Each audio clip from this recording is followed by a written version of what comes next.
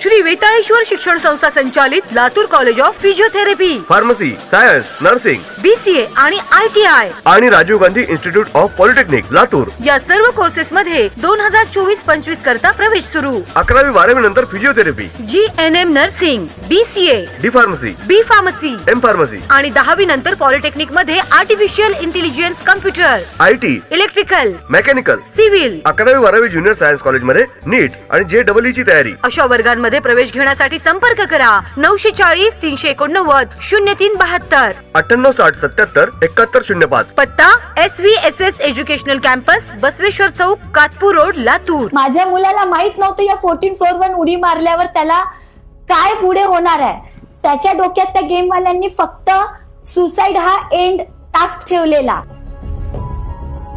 Mobile गेमच्या नादात 10वीत शिकणाऱ्या मुलाने 14व्या मजल्यावरनं उडी मारली आणि त्याचा जीव गेला। हा धक्कादायक प्रकार घडलाय पिंपरी चिंचवडच्या किवळे परिसरात। आर्य श्रीराव असं या मुलाचं नाव आहे। गेले काही महिने तो व्हिडिओ गेममध्ये पुरता गुरफटला होता आणि त्याच्या वागण्या बोलण्यात सुद्धा खूप फरक पडला होता असं त्याचे कुटुंबीय सांगतात।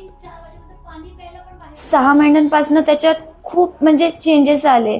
म्हणजे तो मी काही बोलली की तो मला असं एकदम अशी उत्तरं द्यायचा, म्हणजे खूप विचित्र वेनी तो आन्सर करायचा। म्हणजे हो तो कधी म्हणायचाच नाही, कंटिन्यू बॅड वर्ड्स यूज करायचा। मी त्याला जर त्याच्या हातातनं लॅपटॉप घेतला जरी तर तो म्हणजे अंगावर यायचा। असा ती एक आई म्हणून मला त्याच्या जवळ सुद्धा जायला भीती वाटायला लागली होती। तरी त्याला कितीही झालं तरी मी त्याला फार ओढण्याचा प्रयत्न केला त्यातून बाहेर। मी जबरदस्ती काढायची, पण तो इतका हे होता की माझा जोर नाही पुरायचा त्याच्यावर। हा मुलगा नेमका कोणता व्हिडिओ गेम खेळत होता हे पोलिसांना निश्चितपणे कळलेलं नाही। मुलाचा लॅपटॉप आणि मोबाईल पोलिसांनी घेतलाय, पण त्याचे पासवर्ड माहीत नसल्यामुळे त्यांना ते उघडता येत नाहीयेत। मुलाच्या खोलीतून काही स्केचेस मिळाली, त्यात इमारतींची सुद्धा स्केचेस होती।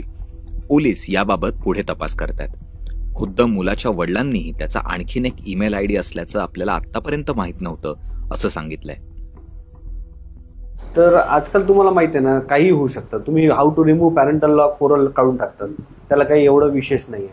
तसं त्यानंही काढला तर त्याचा रिझल्ट पण चांगला आहे, अभ्यासात पण चांगला आहे आणि थोडंफार खेळतो। मॅडम पण म्हणत होती थोडंफार खेळतो, पण तुम्ही थोडं अटेन्शन द्या। आता अटेन्शन तर देतो ना, पण तुम्ही 24 तास नाही देऊ शकत। तुम्हाला खरोखर नाही कळत, कारण हे पोरं ना हिस्ट्री वगैरे सगळं उडून टाकतात।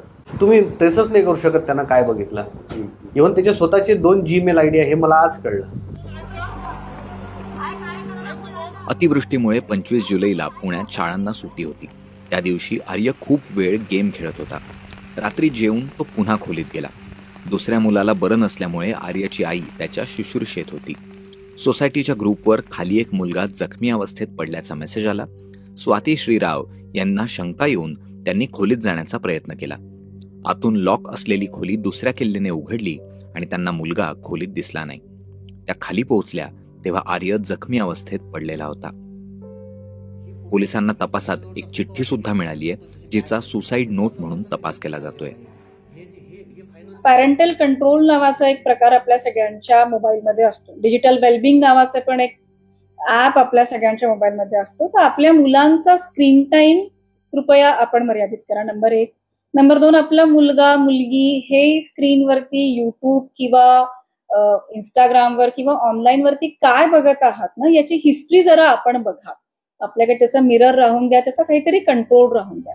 कारण अचानक अशी घटना घडते आणि मग आपण मागे वळून पाहिल्यानंतर आपल्याला रिग्रेट होतं की अरे हे मला माहीतच नव्हतं।